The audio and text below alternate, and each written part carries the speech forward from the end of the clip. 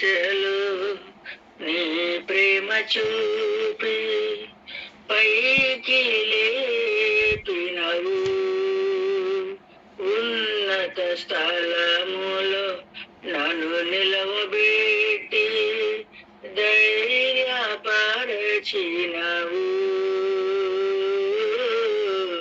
నా హీన దశలు నీ ప్రేమ చూపి పైకి లేపినవు. ఉన్నత స్థలములో నన్ను నిలవబెట్టి ధైర్యపరచినవు. మరువని దేవుడవు, నన్ను మరువలేదు నీవు. మరువని దేవుడవు, నన్ను మరువలేదు నీవు. ఈ సమయమందైనా చేవిడవు. ఈ సమయమందైనా చేవిడవు. సన్నతించెదను నా యేసయ్యా,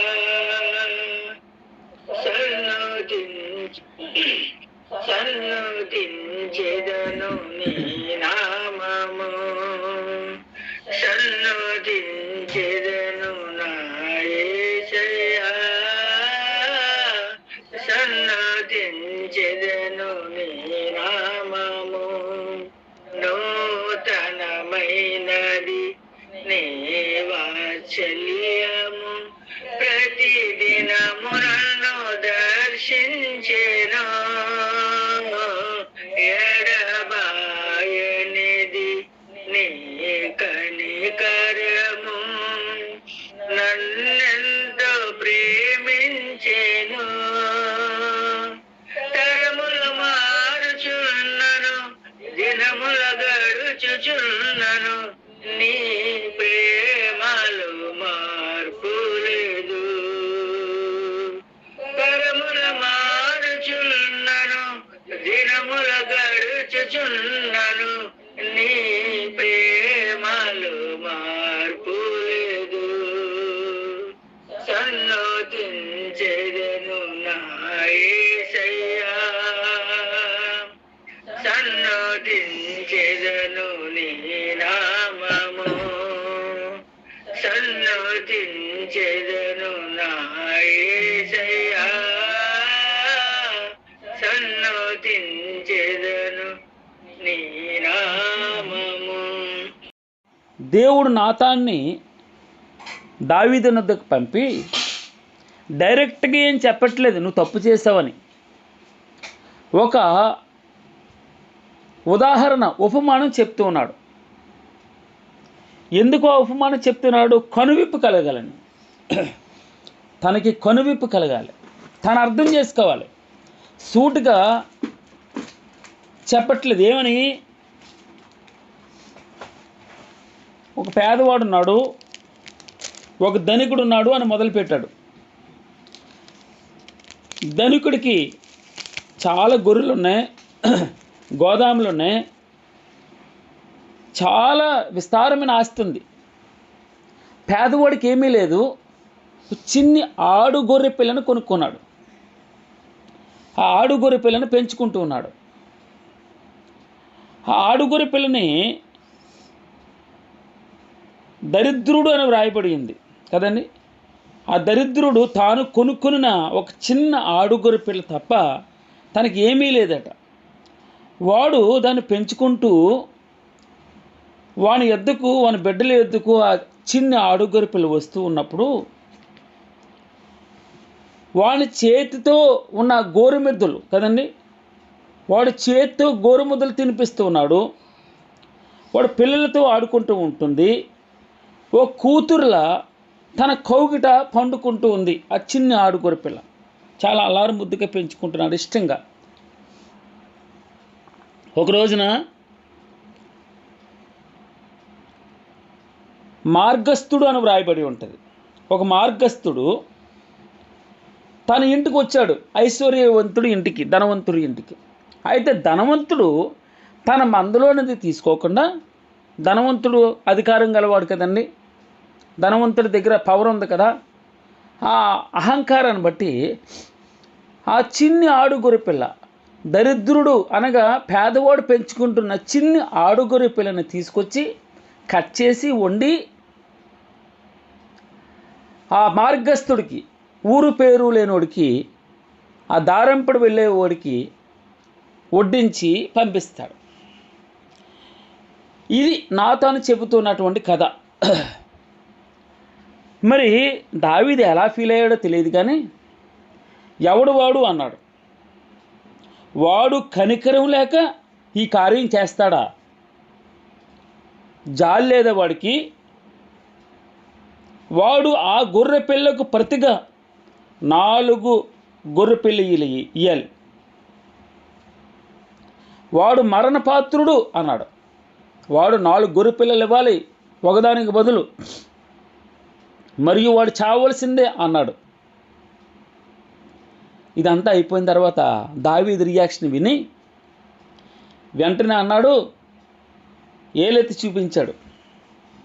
నాతాను 7వ వచనం, 2వ సమూయేలు 12వ అధ్యాయము 7వ వచనం. నాతాను దావీదును చూచి, ఆ మనుష్యుడవు నీవే అన్నాడు. చనిపోయాడు, ఇంకా దావీదు చచ్చిపోయాడు. ఆ మనుష్యుడవు నీవే, ఇశ్రాయేలుల దేవుడని యెహోవా సెలవిచ్చినదేమనగా, ఇశ్రాయేలుల మీద నేను నిన్ను రాజుగా పట్టాభిషేకం చేసి సౌలు చేతిలో నుండి నిన్ను విడిపించి నీ యజమానుని నగరును నీకు అనుగ్రహించి నీ యజమాని స్త్రీలను నీ కౌగిట చేర్చి ఇశ్రాయేలు వారిని యూదా వారిని నీకు అప్పగించి తిని కదా, ఇది చాలదని నీవు అనుకొని ఎడల. ఈ రోజున పాపానికి దాసులైనటువంటి వారందరికీ ప్రభు చెప్పేది ఇదే. ఇది చాలదని నీవు అనుకొని ఎడల, ఇది చాలదని నీవు అనుకొని ఎడల నేను మరీ ఎక్కువగా నీకు ఇచ్చాను. నన్ను అడిగి ఉండవలసింది. నువ్వు యెహోవా మాటని తృణీకరించావు, వ్యభిచరించావు, హత్య చేయించావు. సరే, మంచిది. తరువాత ఇప్పుడు కీర్తన పాడుతూ ఉన్నాడు పశ్చాత్తాపంతో. అయ్యో, నేను పాపము చేసి తిని అని దావీదు నాతానుతో అనగా,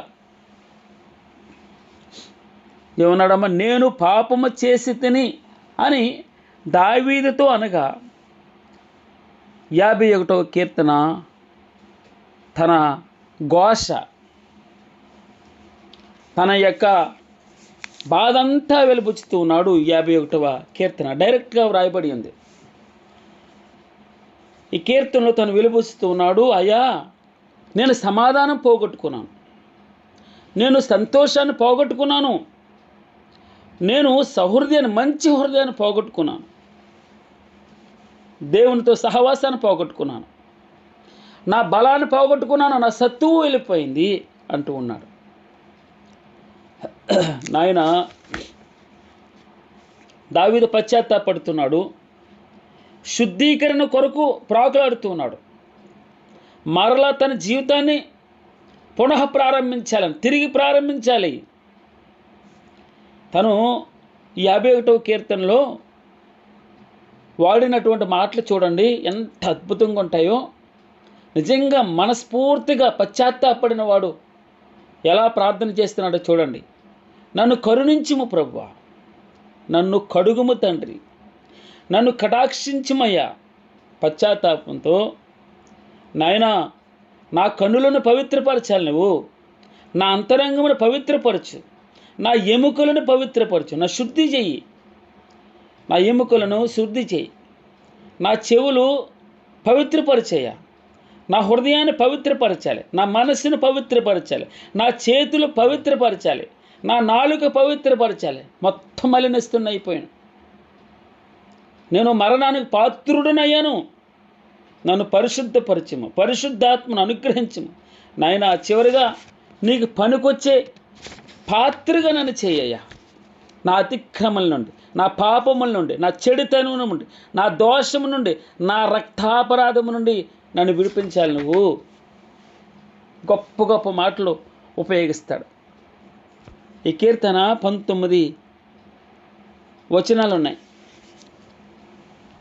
దేవా, మొట్టమొదటి వచనం చూద్దాం. దేవా, నీ కృప చొప్పున నన్ను కరుణింపుము, నీ వాత్సల్య బాహుల్యము చెప్పున నా అతిక్రమములను తుడిచివేయము, నా దోషం పోవునట్లు నన్ను బాగుగా కడుగుము, నా పాపము పోవునట్లు నన్ను పవిత్రపరచుము. నాకు అర్థమవుతుంది, నాకు మరకంటుకుంది, మరకొచ్చిందయ్యా నాకు. ఈ మరక అది మామూలుగా పోవట్లేదు. నీ వాక్యము చాకలవని సబ్బు వంటిది అన్నాడు. అనగా మనం చూసాం, మొదటి ఎఫెసీయులకు రాసిన పత్రిక 5వ అధ్యాయం కదండి. అది వాక్యమట కలంకం, మచ్చ కానీ డాగ్ కానీ మరేది లేకుండా, మచ్చ కానీ డాగ్ కానీ ఏ కలంకం లేకుండా ఆయన వాక్యం మనల్ని శుద్ధి చేస్తుంది, పరిశుద్ధపరుస్తుంది. ఆ వాక్యము మనల్ని ఉదక స్నానం చేపిస్తుంది. ఉదక స్నానం అంటే మరి చూడండి, మనం బట్టలు ఉతికేటప్పుడు బట్టలు ఉతుకుతూ ఉంటారు కదమ్మా. బట్టలు ఉతికేటప్పుడు కాలు కింద పెట్టి తొక్కుతూ ఉంటారు. మీరు ఎంతమంది బట్టలు ఉతకడం చూసారో? చాకిరేవు అంటారు. చాకిరేవు దగ్గరికి వెళ్ళి దానికి సరపెట్టి పెట్టి కొడతా ఉంటారు రాయి మీద. మురుగు పోవట్లేదు, మచ్చలు పోవట్లేదు, కాళ్ళు వేసి తోముతారు, పిండేస్తారు. నా దోషం పోవునట్లు నన్ను బాగుగా కడుగుము, నన్ను బాగుగా కడుగుము. అర్థమవుతుంది, నాకు మరకంటుకుంది. నా జీవితంలో మచ్చ, తెల్లని శరీరం మీద, అనగా తెల్లని వస్త్రం మీద చిన్న మచ్చ క్లియర్గా కనబడుతుంది.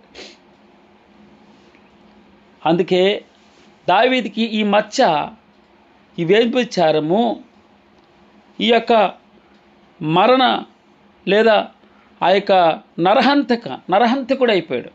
ఆ మచ్చ క్లియర్గా కనబడుతుంది. నా దోషం పోవునట్లు నన్ను బాగుగా కడుగము. చాకిరేవులో ఆ బట్టలను ఏ విధంగా ఉతుకుతారో ఆ విధంగా నన్ను ఉతుకయ్యా. నా పాపం పోవునట్లు నన్ను పవిత్రపరచు. నాకు అర్థమవుతుంది. పాపం దావీదు చూడండి, డైరెక్ట్గా ఒప్పుకుంటాడు. ఇది దేవుని యొక్క బహిరంగంగా బాహాటంగా తన పాపాన్ని ఒప్పుకున్నాడు. మన పాపాలు మనం భగవంతునికి సీక్రెట్గా చెప్పుకుంటాం. దావీదు అలా కాదు. అవును, అందుకే దావీదు దేవుని హృదయానుసారుడైన, దేవుని హృదయానుసారుడయ్యాడు, దేవునికి ఇష్టడయ్యాడు. దేవా, నీ కృప చెప్పున నన్ను కరుణింపుము, నీ వాత్సల్య బాహుల్యము చెప్పున నా అతిక్రమములను తుడిచివేయి తండ్రి. నాయన, నా దోషం పోవునట్లు నన్ను బాగుగా కడుగుము. నా దోషం పోవాలి తండ్రి, నన్ను శుభ్రపరచు. నా పాపం పోవునట్లు నన్ను పవిత్రపరచు. 3వ వచనంలో 51వ కీర్తన 3వ వచనం, నా అతిక్రమములు నాకు తెలిసే ఉన్నవి, నా పాపం ఎల్లప్పుడూ నా ఎదుటనున్నది. ఈ సంవత్సరం అంతా కూడా నేను పాపాన్ని పెట్టుకునే, పాపాన్ని ఒప్పుకోకుండానే సింహాసనం అది ఏమీ ఎరగనట్టు నన్ను గురించి చాలామంది గుసగుసలాడారు. నా గురించి చాలామందికి తెలుసు, కానీ బహిరంగంగా చెప్పలేకపోయారు. ఎప్పుడు నా ఎదుటే ఉంది. ఎవరో ఒకరిని దెప్పిపడవడమే. నన్ను డైరెక్ట్గా అనలేరు, ఎందుకంటే నేను రాజుని. నన్ను డైరెక్ట్గా ఎవరు చెప్పలేరు నాతోటి. అందుకే వంకలు పెట్టి ఆ పిల్లి మీద, ఈ కుక్క మీద, ఆ కోళ్ళ మీద వంకలు పెట్టి అనేక సార్లు దావీదు పాపాన్ని వారు చెప్పారు, నా అతిక్రమములు నాకు తెలిసి ఉన్నవి, నా పాపం ఎల్లప్పుడూ నా ఎదుట ఉన్నది. లేదు, భార్య వచ్చినప్పుడల్లా కనబడుతుంది, తన పాపం అది అర్థం కాలేదు అప్పటి వరకు. బెత్షెబ వచ్చినప్పుడల్లా, తన ముందరకు వచ్చినప్పుడల్లా, నేను పాపం చేశాను, నా ఎదుటే ఉంది ఇది, నా అతిక్రమములు నాకు తెలుసు, నా పాపం ఎల్లప్పుడూ నా ఎదుట ఉన్నది. ప్రభువా 139వ కీర్తన 24వ వచనంలో మనం చూస్తాం, నీకు ఆయాసకరమైనది ఏమైనా ఉంటే చెప్పు ప్రభువా. కాదు, నాకు తెలుసు, నా పాపం నా ఎదుటే ఉంది. నీకు 4వ వచనం, నీకు కేవలము నీకే విరోధంగా నేను పాపము చేసి ఉన్నాను, నీ దృష్టి ఎదుట నేను చెడుతనము చేసి ఉన్నాను. నువ్వు చూస్తుండగానే ప్రభా, నీ కళ్ళెదుటే నేను పాపం చేశాను, నీ కళ్ళెదుటే పాపం చేశాను. ఒక రోజున మోయాబీయులతో వ్యభిచరించారట ఇశ్రాయేలీలు. వారిని ఉరితీస్తాను, సూర్యుడు ఎదురుకున్న ఉరితీ వీళ్ళని అన్నాడు. అయితే ఈ మాట చెబుతూ ఉండగానే ఒకడు మోయాబీయుల్ని వెంట పెట్టుకుని వస్తాడు. ఆ రోజున ఎవరు కిక్కిరమనకుండా ఉంటే ఒక భక్తుడు, తన పేరు ఫినెహెస్, పెద్ద ఈట పట్టుకుని వచ్చి వాడు గుడారంలోకి వెళ్ళి పొడిస్తే, ఈ పక్క నుంచి పొడిస్తే ఆ పక్క వరకు బయటికి వస్తుంది, ఇద్దరి మధ్యలో నుంచి, పొట్టలో నుంచి వస్తుంది. అప్పుడు దేవుడు అంటాడు అక్కడ, నేను ఓర్వలేనిది ఫినెహెస్ ఓర్వలేదు కనుక ఇతనికి నేను నిబంధన చేస్తాను, సమాధాన నిబంధన ఫినెహెస్తో చేస్తాను అన్నాడు. దేవుని నామమునకు మహిమ కలుగును కాక. ఆయన ఎదుటే, ఆయన కళ్ళెదుట, మనకు అర్థం కావట్లేదు, ఆయన చూస్తూ ఉన్నాడు, ఆయన చూస్తూ ఉన్నాడు. ఆయన చూస్తూ ఉండగానే ఆయన కళ్ళెదుటే, నన్ను ఎవరో చూడలేదు, తలుపులు వేసుకున్నాను అని పాపం చేశాడు. నేను ఒక్కరినే ఉన్నాను మిద్ది మీద అనుకున్నాడు, చీకటి గది అనుకున్నాడు, ఎవరో చూడలేదు అనుకుని ఉరియాని, భక్తుడు ఉరియాని చంపించాడు కదా. నీకు కేవలం నీకే విరోధముగా నేను పాపం చేసి ఉన్నాను, నీ దృష్టి ఎదుట నువ్వు చూస్తుండగానే నేను చెడుతనం చేసి ఉన్నాను. కావున ఆజ్ఞ ఇచ్చినప్పుడు నువ్వు నీతిమంతుడుగా అగుపడుతూ, తీర్పు తీర్చినప్పుడు నువ్వు నిర్మలుడుగా అగుపడుతూ, నేను పాపం చేస్తానయ్యా, నేను పాపములో పుట్టినవాడును, పాపములోనే నా తల్లి నన్ను గర్భమున ధరించింది. చిన్నప్పటి నుండి అంటారు చిన్న పిల్లలు దేవుళ్ళు, మంచిదే, కానీ స్వతహాగా మన పుట్టుకతోనే పాపంలో ఉన్నవారు అని, నా తల్లి నన్ను గర్భంలోనే నన్ను పాపంలోనే నా తల్లి నన్ను గర్భం ధరించిందని దావీదు తను పశ్చాత్తాప కీర్తనలో వ్రాస్తూ ఉన్నాడు. ప్రభువా, నీవు అంతరంగంలో సత్యం కోరుచున్నావు, ఆంతర్యమున నాకు జ్ఞానం తెలియచేది, పైపైన భక్తి కాదు. నువ్వు అంతరంగంలో సత్యం ఉండాలని లోపల నుంచి రావాలి, నాభిలో నుంచి రావాలి ఆ సత్యం. నువ్వు అంతరంగంలో సత్యము కోరుచున్నావు అనగా, సత్యం అనగా నేనే సత్యము, నేనే జీవము, నేనే మార్గము, ఆయనే యేసుక్రీస్తు వారు అంతరంగంలో ఉండాలి. ఆంతర్యమున నాకు నువ్వు జ్ఞానం తెలియచేయదు, ఆంతర్యమున ఆయన ఉండాలి. జ్ఞానం అనగా ఆయనే. అందుకే యేసుక్రీస్తు వారు వాక్యము మన జీవితంలో ఉంటే, వాక్యం ఉంటే మిగిలినన్ని ఆటోమేటిక్గా. అందుకే భగవంతుడు ఈ ఒక ఉదయకాలన నీవు అంతరంగంలో సత్యం కోరుచున్నావు, ఆంతర్యమున నాకు జ్ఞానము తెలియచేయదు. ప్రభువా 7వ వచనం, నేను పవిత్రుడు నగునట్లు హిస్సోపుతో నా పాపము పరిహరింపము. కుష్టి వ్యాధిగ్రస్తుని అయిపోయినాయా, రోగం వచ్చింది, నాకు జబ్బుతో బాధపడుతూ ఉన్నాను. నేను పవిత్రుడు నగునట్లు హిస్సోపుతో, హిస్సోపు అని ఆ యొక్క గోడల మధ్యలో మొలిచే ఆ యొక్క చెట్టు కదండి, దాన్ని తీసుకోవాలి, బ్రష్లా చేయాలి. ఆ బ్రష్లా చేసి ఆ రక్తము ఆ రోజున అడ్డుగోడలకి నిలువు కమ్మలకి ఏ విధంగా హిస్సోపుతో వ్రాసినప్పుడు మరణదూత దాటిపోయిందో, తండ్రి పాపంలో ఉన్నాను, పరిశుద్ధపరచు, నన్ను శుభ్రం దేనితో చేయాలి? నేను పవిత్రుడునగునట్లు హిస్సోపుతో నా పాపము పరిహరింపము. హిమము కంటెను నేను తెల్లగా నున్నట్లు నువ్వు నన్ను శుభ్రపరచు ప్రభా. జాడించే నన్ను, అసలు వదిలిపెట్టద్దు. మరలా ఇంకొకసారి ఆ మార్గాల వైపు వెళ్ళకూడదు. ఒకసారి ఆ ఆలోచన నాలో రాకూడదయ్యా. పూర్తిగా పరిహరించు, పూర్తిగా నన్ను శుభ్రం చేయి. నేను పవిత్రుడు నగునట్లు హిస్సోపుతో నా పాపం పరిహరించు తండ్రి. హిమము కంటే నేను తెల్లగా, ఎంత మంచి ప్రార్థన చేస్తున్నాడు చూడండి. హిమము కంటేను నేను తెల్లగా ఉన్నట్లు నీవు నన్ను కడుగుము. ఎంత ఘోర పాపినైనా సరే ఆయన దగ్గరికి వచ్చి చిన్ని మాట, అయ్యా నేను పాపిని అంటే ఆయన ఎంత సంతోషపడిపోతాడో. అప్పుడు వరకు తన ఆస్తిని తినేశాడట. దేంతో తిన్నాడో తెలుసండి? వేస్తలతో కలిపి తినేశాడట. తన ఆస్తి అంతా తినేశాడు. చిన్న కుమారుడు వస్తూ ఉన్నప్పుడు మురుగుగుడ్లు.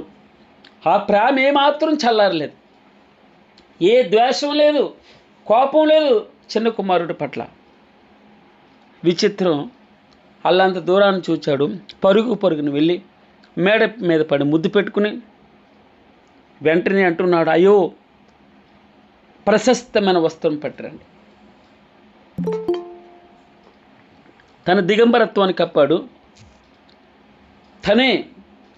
తన్ను తానే సమర్పించుకున్నాడట. దేవుడు తన సొంత రక్తం ఇచ్చి సంపాదించినటువంటి ఆ చిన్న కుమారు లాంటిదేనండి నీవు కూడా ఆ చిన్న కుమారు లాంటి వాళ్ళమే. పాపాన్ని ఒప్పుకుని, అయ్యా నీకును పరలోక రాజ్యానికి వ్యతిరేకంగా నేను తప్పు చేశాను, క్షమించు అన్నా. అంతే, చిన్ని మాట. క్షమించు అని 2 కన్నీరు బొట్లు కార్చాం. ఆయన నేను పవిత్రుడు నగునట్లు హిస్సోపుతో నా పాపం పరిహరించు, నన్ను హిమము కంటే నేను తెల్లగా ఉన్నట్లు నీవు నన్ను కడుగుము, శుభ్రపరిచాయా.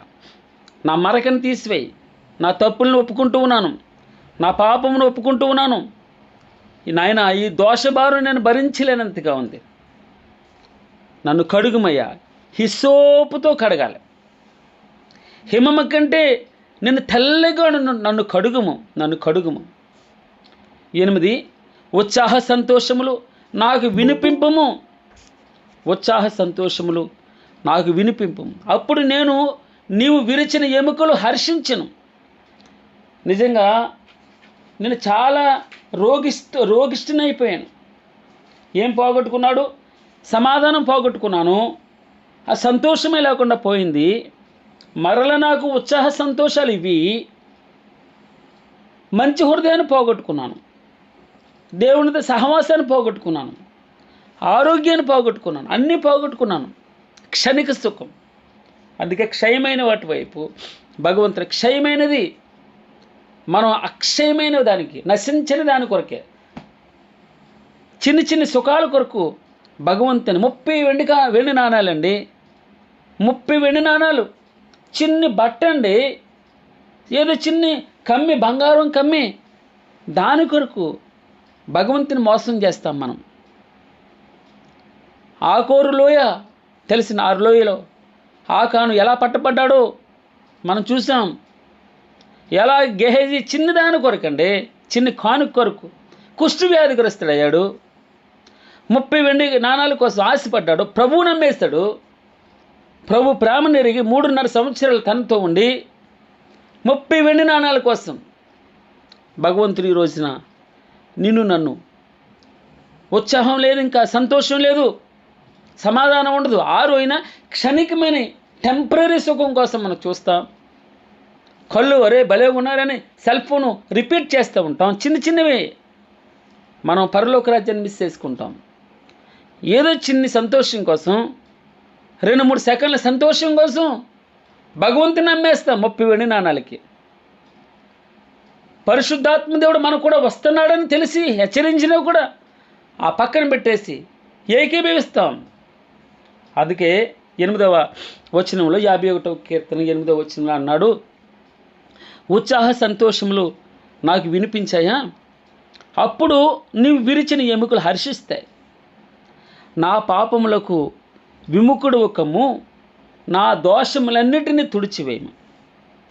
నా పాపములు నాకే అసహ్యంగా ఉన్నాయి, నీవు ఎలాగనో అసహించుకుంటావు నా పాపములను. అందుకే పాపిని ప్రేమించే దేవుడు, పాపమును ద్వేషించే దేవుడు. అది ఆయన పాపమును ద్వేషిస్తాడు, పాపిని ప్రేమిస్తాడు. ఇది గొప్పతనం, ఇది ప్రేమ. దీంట్లో ప్రేమ ఉంటుంది.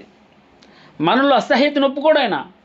ఆయన పరిశుద్ధుడు కనుక మనం కూడా పరిశుద్ధంగా ఉండాలని ఆయన ఇష్టం. నా పాపములకు విముఖుడవు కమ్ము, నా దోషములన్నిటినీ తుడిచివేయము తండ్రి.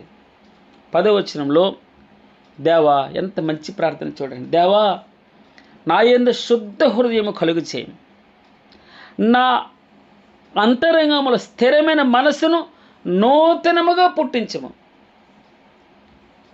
ఏమన్నాడమ్మా?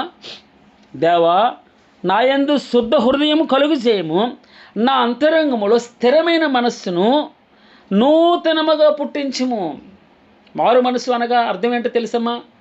మనసు మార్చుకోవడం కాదు, నూతన మనసు రావడం. అది లెక్క.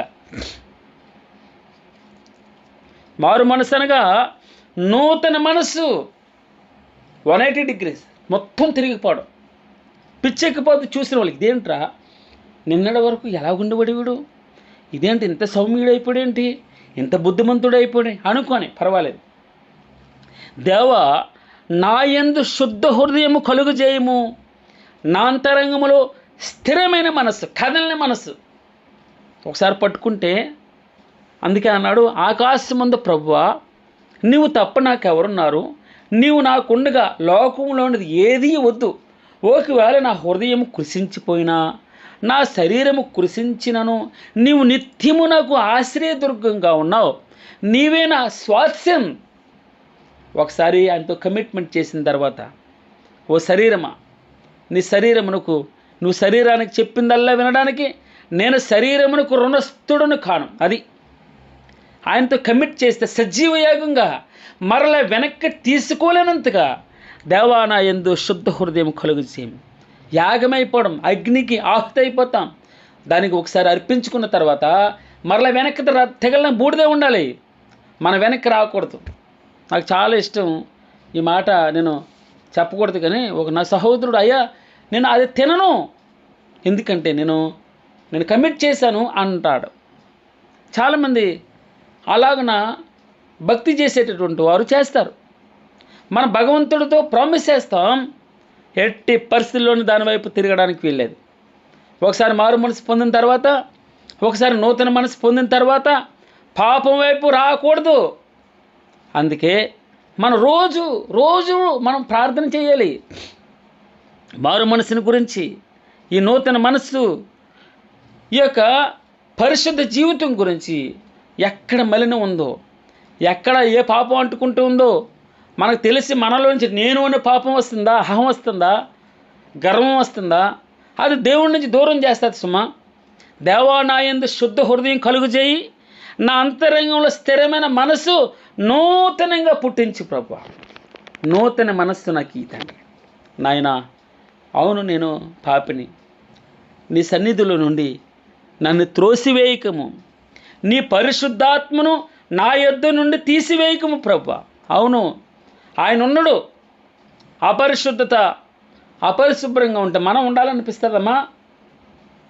ఎక్కడైనా వాసన వస్తుంది, స్మెల్ వస్తుంది, ఆ ప్రదేశాలకు నువ్వు వెళ్ళాలని ఇష్టపడతావా? కాదు కదా. అందుకే భగవంతుడు ఈ రోజున నీ సన్నిధిలో నుండి నన్ను త్రోసివేయకము, నీ పరిశుద్ధాత్మను నా యొద్ద నుండి తీసివేయకము. తండ్రి, నన్ను శుద్ధినిగా చేయి ప్రభువా. స్థిరమైన మనసు నాకు మరలా నూతనంగా పుట్టించు, నూతనమైన మనసు. దాన్ని బాగు చేయి అనట్లేదు, నూతనంగా ఇప్పుడు దీన్ని తీసేయి, ఇది తీసేయి. ఈ మనసు ఇలాగ ఉంటుంది, ఇది నీ అండర్లో ఉండే మనసు అయ్యా. నీ అండర్లో ఉండాలి. దేవా, నా యందు శుద్ధ హృదయం కలుగుచి నా అంతరంగముల స్థిరమైన మనస్సును నూతనముగా పుట్టించుము. మనం నూతనంగా జన్మించాలి అన్నాడు. నీ సన్నిధిలో నుండి నన్ను త్రోసివేయకము, నీ పరిశుద్ధాత్మను నా యొద్ద నుండి తీసివేయకము. ప్రభువా, నీ రక్షణ ఆనందం. రక్షణ ఉండడం వేరండి, రక్షణ ఉందని ఆనందం వేరు.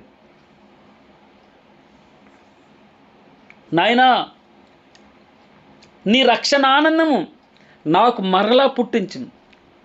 ఎంత సంతోషపడ్డాం.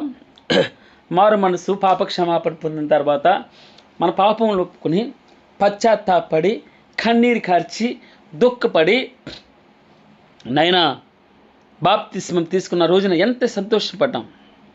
నీ రక్షణ ఆనందం రోజు ఎలాగుంటుందా? రోజు ఉండాలి. ఎలా అంటాడు ప్రభువారు, నీ రక్షణ ఆనందము నాకు మరలా పుట్టించు, రోజు పుట్టించు. సమ్మతి గల మనస్సు కలుగజేసి నన్ను దృఢపరచు, స్థిరపరచేయ. సమ్మతి గల మనస్సు, నీకు ఇష్టమైన మనస్సు, నువ్వు కోరుకునే మనస్సు, సమ్మతి గల, నువ్వు అంగీకరించే మనస్సు నాకు కలుగజే. నూతనంగా నా హృదయాన్ని పుట్టించేయ. నా మనస్సు నూతనం పరచబడాలి. సమ్మతి గల మనస్సు కలుగజేసి నన్ను దృఢపరచు, స్థిరపరచు. అప్పుడట ఏం చెప్తున్నాడు 13వ వచనంలో, అప్పుడు అతిక్రమము చేయువారికి నీ త్రోవలను బోధించేదను, పాపులను నీ తట్టు తిరుగుదురు. నిన్నటి వరకు వీడు అలా ఇలా ఉండివడురా, వీడేంటి నీతులు చెప్తున్నాడు అనుకుంటూ ఉంటారు. ఆయన పాపాన్ని క్షమించినప్పుడు, ఆయన దగ్గర మనకు పశ్చాత్తాపం దొరికినప్పుడు, ఆయన మనల్ని శుద్ధి చేసినప్పుడు, ఆయన వాక్యంతో మనల్ని ఉదక స్నానం చేస్తూ ఉన్నప్పుడు, ఆయన రక్తంతో నడినెత్తిన చరికాల వరకు మనల్ని శుద్ధీకరిస్తూ ఉన్నప్పుడు, మనలో మలినాన్ని తీసివేస్తున్నప్పుడు, మనలో నూతనమైన హృదయాన్ని పుట్టిస్తూ ఉన్నప్పుడు, పరిశుద్ధాత్మ దేవుడు మనల్ని స్థిరపరుస్తూ ఉన్నప్పుడు, మనకు సమ్మతి గల మనసు మనల్ని దృఢపరుస్తున్నప్పుడు, పరిశుద్ధాత్మ అనుభవంలో మనం ఉన్నప్పుడు, అప్పుడు అతిక్రమం చేయ వారికి డైరెక్ట్గా నీ త్రోవలను గురించి, నీ నీతిని గురించి, నీ సత్యమును గురించి, నీ వెలుగు గురించి, నీ రాజ్యమును గురించి, జననాన్ని గురించి, నీ మరణాన్ని గురించి, నీ పునరుద్ధాన బలాన్ని గురించి నేను ప్రకటిస్తాను. అప్పుడు పాపులను నీ తట్టు తిరుగుతారు. స్తోత్రం ప్రభువా, నీ సాక్ష్యం ఇస్తాను. దేవా, ఇది సాక్ష్యం. మన సాక్ష్యం అంటే మారు మనస్సు అనుభవము, పశ్చాత్తాపము, పాపక్షమాపణ పొందానన్న అనుభవం, బాప్తిస్మము, పరిశుద్ధాత్మ దేవుని యొక్క వరాన్ని పొందుకోవడం, ఇది సాక్ష్యం అవుతుంది. గొప్ప సాక్ష్యం అవుతుంది. దేవుడు మెచ్చే సాక్ష్యం అవుతుంది. అప్పుడు అనేకులు నీ తట్టు తిరుగుదురు. దేవా, నా రక్షణకర్తయగు దేవా, రక్తాపరాధము నుండి నన్ను విడిపింపు. నాకు అర్థమైంది ప్రభువా, నేను ఒక తప్పును కప్పిపెట్టుకోవడానికి ఇంకో తప్పు, ఒక అబద్ధాన్ని కప్పిపెట్టుకోవడం ఇంకొక అబద్ధం. ఉరియాని చంపించవలసిన అవసరం లేదని, ఉరియా శత్రువు కాదు, కానీ ఆ అబద్ధం తను వెంటాడుతుంది. వచ్చింది, అయ్యా నేను గర్భిణీని అన్నది. ఏం చేయాలో అర్థం కాక ఉన్నది అడ్డమేంటి?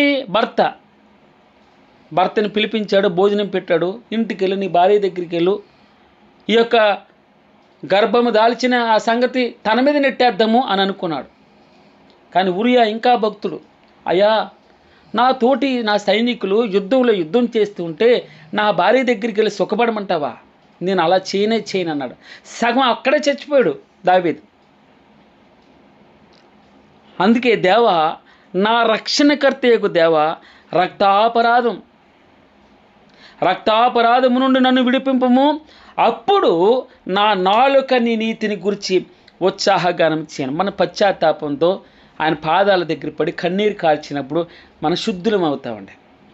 ఆయన పాదాలను పట్టుకున్నప్పుడు, ప్రభు పాదాలను పట్టుకుని, ప్రభువా నన్ను క్షమించమంటే ఎంత ఘోర పాపినైనా సరే, అర్థం కాదు, విచిత్రం.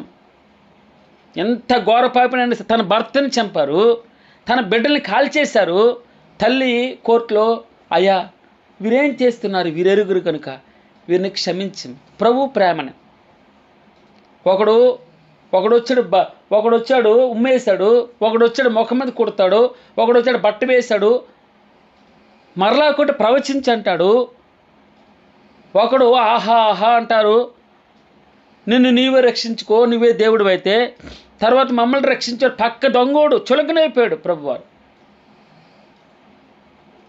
తండ్రి వీరేం చేస్తున్నారు, వీరెరుగురు కనుక వీరిని క్షమించు అన్నాడు భగవంతుడు. దేవా, నా రక్షణ కర్తయ్యగు దేవా, రక్తాపరాధము నుండి నన్ను విడిపించు, అప్పుడు నా నాలుక నీ నీతిని గురించి ఉత్సాహగానము చేయను. ప్రభువా, నా నోరు నీ స్తుతిని ప్రచురపరిచినట్లు నా పెదవులను తెరువుము. నేను నిన్ను స్తుతించాలి, నా రక్షణను బట్టి నిన్ను స్తుతించాలి, నన్ను క్షమించిన విధానాన్ని బట్టి నిన్ను స్తుతించాలి. ఇంత ఘోర పాపిని క్షమించావయ్యా. ఇంత ఘోర పాపికి ఎవరూ క్షమించాలి, అందరూ ఏసరించుకునే వారికి భగవంతుడు క్షమాభిక్ష అనుగ్రహించాడు. ఆయన కరుణా కటాక్షం, దయా, ఆయన కృప మన వల్ల వచ్చింది కాదు ఈ రక్షణ. మన వల్ల, మన సొంత జ్ఞానం, మన సొంత బలం కాదు. నా నోరు నీ స్తుతిని ప్రచురపరిచినట్లు నా పెదవులను తెరువు. నాయనా, నిన్ను స్తుతించాలి. నీవు బలిని కోరువాడు కావు, కోరిన ఎడల నిన్ను అర్పించదును తండ్రి. దహన బలి నీకు ఇష్టమైనది కాదు. విరిగిన మనసే దేవునికి ఇష్టమైన బలి, పశ్చాత్తాప హృదయం. విరిగిన మనసే దేవునికి ఇష్టమైన బలులు దేవా. విరిగి నలిగిన హృదయమును నీవు అలక్ష్యం చేయవు. మనుషులందరూ ఏలెత్తి చూపిస్తారు.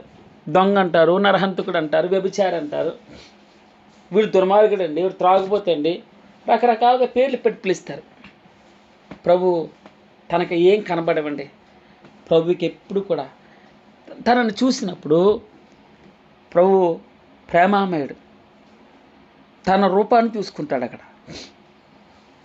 మీరు చూడండి, మీ పిల్లల్ని తన తల్లిదండ్రులు ఎలాగైనా తిడతారు, ఇంట్లో ఎలాగైనా కొడతారు, భయం చెప్తారు. ఏయ్ అదేంట్రా ఇలాగా, అలా చేయకూడదు, ఇలా చేయకూడదు అంటారు. కానీ మూడో వ్యక్తి వచ్చి రేయ్ అలా చేస్తున్నామని తప్పు అన్నారే అనుకోండి, వారు తల్లిదండ్రులు ఏమంటారు తెలుసా? మీ పిల్లోడికి చెప్పుకో బుద్ధి, మీ పిల్లోడిని చూసుకో, రయ్యమని లేస్తారు తల్లి తండ్రి. ఎందుకో తెలుసా? ప్రేమ, పిల్లల పట్ల ప్రేమ. ప్రభువు కూడా మనం ఎంత పాపాత్ములమైనా, ఎంత ఘోర పాపులైనా, మనం ఇంకా బలహీనంగా ఉన్నామండి. మనం ఇంకా పాపంలో ఉన్నాం, మనం శత్రువులుగా ఉన్నాం. ప్రభు యుక్త కాలంన యవ్వన ప్రాయం, 33.5 సంవత్సరాల యవ్వన ప్రాయం, భక్తిహీనుల కొరకు, నేనండి భక్తిహీనుణ్ణి, నా కొరకు ఆయన ప్రాణం పెట్టాడు. అందుకే మన విరిగి నలిగిన మనసు ఆయనకి ఇష్టమైన బలి అండి. మనకి మన ప్రార్థన ఆయనకి ఇష్టపడ్డ ఎక్కువ, ఆయనకి మన స్తుతులే ఇష్టపడతాడు. మన పశ్చాత్తాప హృదయం ఆ రోజునట ఒక్కడు మారు మనసు పొందితే అట పరలోక రాజ్యంలో మహాసంతోషం, సంబరం జరుగుతుందట. లోకాసు వార్త 15వ అధ్యాయంలో వ్రాయబడి ఉంది. ఒక్క పాపి మారు మనసు పొందితే చాలండి, పరలోక రాజ్యంలో సంబరాలు, సంతోషాలు, విందులు, వినోదాలు. స్తోత్రం ప్రభువా.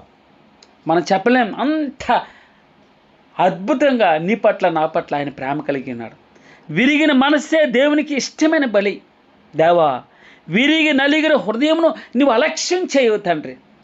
నా కన్నీరు వృధాగా పోదు, నేను పశ్చాత్తాపడుతుంటే అది వృధాగా పోదు సుమా.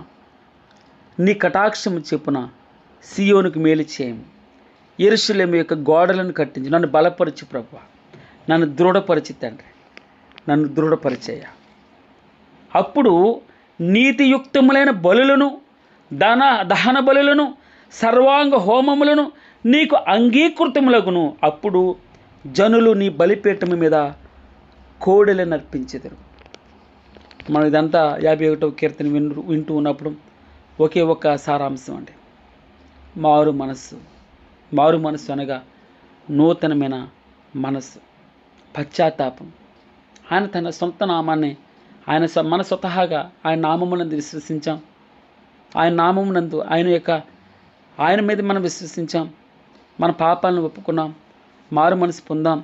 ఇప్పుడు నేను మారు మనసు పొందాను, నూతన మనస్సు, నేను శుద్ధి చేయబడ్డాను, శుభ్రం చేయబడ్డాను, కడగబడ్డాను, వాక్యం చేత ఉదక స్నానం చేయబడ్డాను, రక్తం చేత కడగబడ్డాను, ఇప్పుడు శుద్ధినయ్యాను, పరలోక రాజ్యంలో జీవ గ్రంథంలో నా పేరు వ్రాయబడినట్లు, నాకు బాహ్యమైన నిదర్శనగా అనేకులకు కనబడినట్లు నేను బాప్తిస్మం తీసుకుంటానని వస్తాడు. అప్పుడు పరిశుద్ధాత్మ అనే వరం వస్తుందట. ఇది క్రమం 51వ కీర్తన అనేకులను మార్చినటువంటి కీర్తన అండి. అనేకులు మనసు మార్చుకున్నారు. అనేకులు మనసు మార్చుకోవడం అంటే నూతన మనసు పొందారు, పాపాన్ని విడిచిపెట్టారు, త్రాగు నుంచి బయటకు వచ్చారు, వ్యభిచారం నుంచి బయటకు వచ్చారు. భార్యాభర్తల మధ్య ఎప్పుడు గొడవండి. 51వ కీర్తన వారు వింటారు. ఒక రోజున అప్పటి వరకు లేని ప్రేమ, భార్యకి తెలియకుండా భర్తకి తెలియకుండా భార్య ఒకరినొకరు మోసం చేసుకుంటూ ఉంటే భగవంతుడు ఇద్దరిని కరుణిస్తాడు. ఒకరి పాపాన్ని ఒకరు ఒప్పుకోవడం, ఒకరి యొక్క బలహీనతను ఒకరు ఒప్పుకోవడం.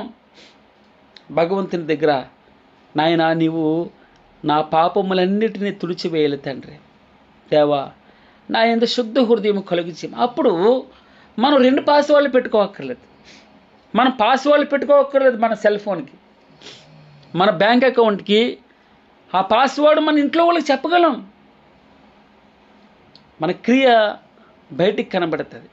నీ సన్నిధిలో నుండి నన్ను త్రోసివేయకము, నీ పరిశుద్ధాత్మను నా యొద్ద నుండి తీసివేయద్దు, నీ రక్షణ ఆనందం నాకు మరలా పుట్టించు, నూతనంగా పుట్టించు.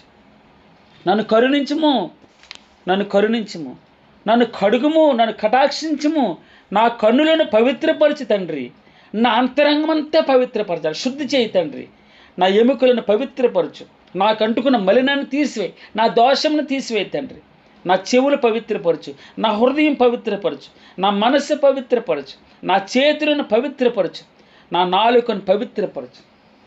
నడినెత్తి నుంచి అయ్యా నన్ను మొత్తం నడినెత్తి నుంచి అరికాల వరకు నువ్వు కడిగే. ప్రభు అన్నాడు, ఒకసారి స్నానం చేసిన వాడు కాలు కడుక్కుంటే చాలు అన్నాడు. దాని అర్థం ఏంటంటే మనం రోజు ప్రభువు దగ్గరికి రావాలి. ఉదయాన్నే నీకు స్తుతులు ప్రభువా, సాయంత్రాన ఎక్కడైనా అమర్యాదగా ప్రవర్తించానేమో, ఎవరి పట్లైనా ప్రేమ లేకుండా మాట్లాడానేమో, ఎవరి పట్లైనా ఈర్ష్య, ద్వేషంతో, కోపంతో, అసూయతో, అహంతో మాట్లాడానేమో, ప్రభువా నన్ను క్షమించు అని పలకడం. లేచిన వెంటనే నాయనా నీకు స్తుతులు ప్రభువా. భక్తుడు తను రాస్తూ ఉన్నాడు కదా, తండ్రి నా దోషము పోవునట్లు నన్ను బాగుగా కడుగుము తండ్రి. ఇవి ఆర్ద్రతో ఈ మాటలు చెప్తూ ఉంటే ఎంత గంభీరంగా పరిశుద్ధాత్మ అనుభవంలోకి మనం వెళ్తున్నామో. వాక్యమేనండి, వాక్యం మనల్ని సరిచేస్తుంది, వాక్యం మనల్ని బలాన్ని ఇస్తుంది, వాక్యం మనకు ఆరోగ్యాన్ని ఇస్తుంది, వాక్యం ధైర్యం ఇస్తుంది, వాక్యం కోల్పోయిన నిరీక్షణ మరలా పుట్టిస్తుంది. వాక్యం భగవంతుడు నా దోషం పోవునట్లు తండ్రి, దావీదు అంటాడు, నన్ను బాగుగా కడుగుము, నా పాపం పోవునట్లు నన్ను పవిత్రపరిచే. నా అతిక్రమం నాకు తెలుసు, నా పాపం ఎల్లప్పుడూ నా ఎదుటే ఉంది. నీకే కేవలం కదా, నీకే విరోధంగా నేను పాపం చేసి ఉన్నాను. నీ దృష్టి ఎదుట నువ్వు చూస్తుండగానే ప్రభువా కళ్ళు మూసుకుపోయి తప్పు చేశాను, ఎవడో చూడలేదు అనుకున్నాను. నాయనా నువ్వు అంతరంగంలో సత్యం కోరుచున్న, బయట కాదు, పై అత్తరు కాదు, అత్తరు స్మెల్. స్నానం చేయకుండా మనం ఏం చేస్తున్నాం, అత్తరు పూసుకుంటే కాదు, శుభ్రంగా స్నానం చేయాలి, మలినం పోవాలి. అప్పుడు లోపల నుంచి వచ్చి దుర్వాసన, ఈ దుర్వాసన అత్తరు 2 బయటకు వచ్చినప్పుడు కంపు కొడుతుంది. అలాగ ఉండకూడదయ్యా, నన్ను పరిశుభ్రంగా ఉండాలి, శుభ్ర చేయి, హిస్సోపుతో నన్ను కడుగు. నువ్వు అంతరంగంలో నిజంగా సత్యం కోరుచున్నావు, నటన కాదు. నీవు కపటాన్ని ఇష్టపడవు, ఉన్నది ఉన్నట్టు నేను పవిత్రుడు నగునట్లు హిస్సోపుతో నా పాపం పరిహరించు, హిమము కంటే తెల్లగా చెయ్యయ్యా, నన్ను బాగా కడుగు, నాను ఉత్సాహ సంతోషాలు కోల్పోయాను, నాకు మరలా వినిపించు. అప్పుడు నా ఎముకలు హర్షిస్తాయి. నాయన, నా పాపమునికి విముఖుడు కావద్దు, నన్ను హెచ్చరిస్తూ ఉండు, నన్ను సరిచేస్తూ ఉండు, నా దోషములన్నిటినీ తుడిచివేయి ప్రభువా. దేవా, నా యందు శుద్ధ హృదయం కలిగించి నా అంతరంగంలో స్థిరమైన మనస్సు నూతనంగా పుట్టించి నీ సన్నిధిలో నుండి నన్ను త్రోసివేయదు సుమా. నీ పరిశుద్ధాత్మను నా యొద్ద నుండి తీసివేయదు తండ్రి.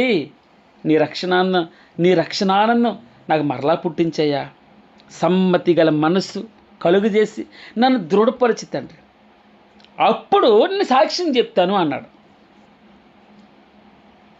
ప్రభువా, నా నోరు నీ స్తుతిని ప్రచురపరిచినట్లు నా పెదవులు నువ్వు తెరువు. నువ్వు బలిని కోరువాడు కావు, కోరిన ఎడల నేను అర్పిస్తాను. దహన బలి నీకు ఇష్టమైంది కాదు. మాట వినండి, విరిగిన మనస్సే దేవునికి ఇష్టమైన బలి. విరిగి నలిగిన హృదయంను నీవు అలక్ష్యించి, ఆయన పెద్ద దేవుడండి, మహోన్నతుడు. ఆయన దీనుల యొద్ద నివసిస్తాడట, దీనులతో ఉంటాడట, ఈ దీనుడితో ఉంటాడట. ఒకప్పుడు ఘోర పాపనండి, నన్ను ఎంతగా క్షమించావు ప్రభు, ఎంతగా క్షమించావు. అసలు మాటలే రావు, నాకు మాటలు రావట్లేదు. ఎంత ఘోర పాపని, నన్ను ఎలా ప్రేమించావు, ఎంత ఘోర పాపని తండ్రి. విరిగిన మనస్సే దేవునికి ఇష్టమైన బలి. విరిగిన మనస్సు దేవునికి ఇష్టమైన బలి. విరిగి నలిగిన హృదయమును నువ్వు అలక్ష్యం చేయవు. విరిగి నలిగిన హృదయాన్ని నువ్వు అలక్ష్యం చేయు ప్రభు. ఓ భక్తుడు పాట పాడతాడు కదా, ఏమని పాడతాడు?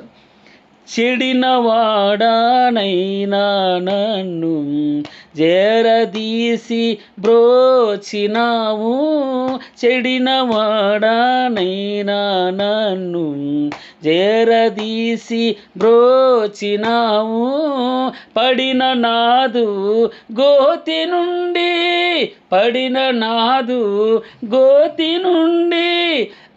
పైకి లేవా నేతినావు. ఎక్కడి నుంచి అమ్మా? పడిన నాదు గోతి నుండి పైకి లేవనెత్తావు ప్రభు. చెడిన వాడును నన్ను చేరదీసి బ్రోచినావు, ప్రేమించావు. ఎంత గొప్ప దేవుడు తండ్రి. నరులగా నన్ను పరము నుండి ధరకు నీవు వాచినావు, నరులగా నన్ను పరము నుండి ధరకు నీవు వాచినావు, పరుడనైనా నా కొరకుని.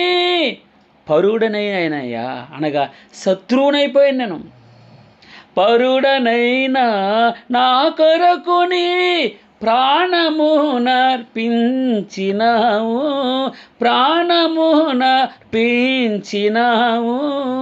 పరుడుని తండ్రి, శత్రువును ప్రభువ, భక్తి లేనివాడిని, భక్తిహీనుడిని తండ్రి. ఇంకా నాయనా తండ్రి, నీకు పనికొచ్చే పాత్రను కాదయ్యా.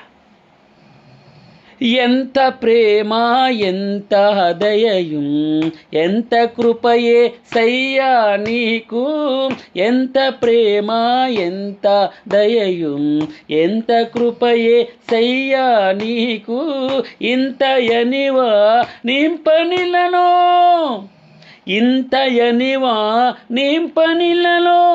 నెవనికి నిసాజంబు కాదు. ఎవరికి సాధ్యం కాదు ప్రభు, ఎవరెవరికి సాధ్యం కాదు. ఎంత ఘోర పాపని క్షమిస్తావా నన్ను? ఎంత అసలు అర్థమే లేదు. ఎంత ప్రేమ తండ్రి, ఎంత దయ ప్రభువా, ఎంత కృప యేసు నీకు నా పట్ల. ఇంతని నేను వర్ణించలేకపోతున్నాను. ఇంతయని ఏమన్నాడమ్మా? ఇంతయనివా నింపనిలలో నెవనికి నిసాజంబు కాదు. అందుకే ఉదయకాలన భజన చేయుచు భక్త పాలక ప్రస్తుతింతు నీ నామమును. భజన చేయుచు అంటే ప్రభుని నిజంగా మనస్ఫూర్తిగా పాపక్షమాపణ పొందినవాడు, మనస్ఫూర్తిగా పశ్చాత్తాపడ్డవాడు, ప్రభువా నన్ను క్షమించానని పాదముల మీద పట్టిన బ్రతిమలాడిన వాడు పాప క్షమాపణ పొందానని నిశ్చయిత వచ్చిన వాడు తప్పకుండా ఈ కీర్తన ఎంత ఇష్టంగా చదువుతాడు తెలుసా అండి? ఎంత ఇష్టంగా చదువుతాడో తెలుసా? నీవు బలిని కోరువాడు కాదు, కోరిన ఎడల నేను అర్పించితిని తండ్రి. దహన బలి నీకు ఇష్టమైనది కాదు, విరిగి నలిగిన మనస్సే దేవునికి ఇష్టమైన బలి. దేవా, విరిగి నలిగిన హృదయమును నీవు అలక్ష్యం చేయవు. గాడ్ బ్లెస్ యూ అమ్మా. దేవుడు మన కుటుంబాలని, మనల్ని, మన బిడ్డల్ని, మన ప్రతి క్రైస్తవుని, క్రీస్తుని అంగీకరించి నిజంగా మారు మనసు పొందిన ప్రతి వ్యక్తిని భగవంతుడు నిండుగా మెండుగా ఆశీర్వదించును కాక.